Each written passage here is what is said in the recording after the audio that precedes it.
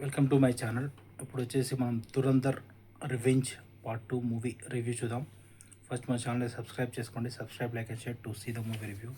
ఇప్పుడు దురంధర్ వచ్చే వరకు దురంధర్ మూవీ వచ్చేసి ఫస్ట్ పార్ట్ లాగానే సెకండ్ పార్ట్ కూడా సూపర్ ఉంటుంది. మొత్తం తను ఏజెంట్. ఈ సెకండ్ పార్ట్ దేని గురించి అంటే తను ఏజెంట్ స్టార్టింగ్ చూపిస్తారు.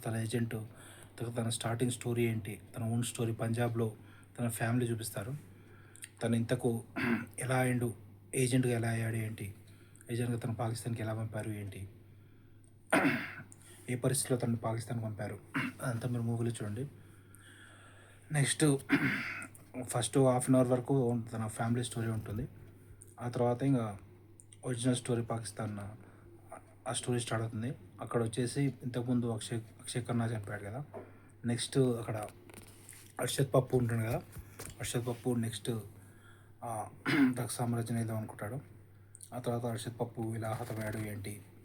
నెక్స్ట్ అక్కడ వచ్చేసి ఇంకా మా హీరో వచ్చేసి ఇంకా తను పాలిటిక్స్కు ఎంట్రీ కావడం, తను లీడ్ చేస్తుంటాడు. హీరో వచ్చేసి లీడ్ చేస్తుంటాడు. ఇంకా ఈ వ్యాపారం అక్కడ నుంచి ఇంకా మెయిన్ దావుద్ ఇబ్రాహిం స్టోరీ వస్తుంది. దావుద్ ఇబ్రాహిం ప్లస్ అర్జున్ రాంపాల్ వచ్చేసి తన దగ్గర వర్క్ చేసేది అది మొత్తం చూపిస్తారు. ఇంకా క్లైమాక్స్లో వచ్చేసి మెయిన్ ఉంటుంది టెస్ట్.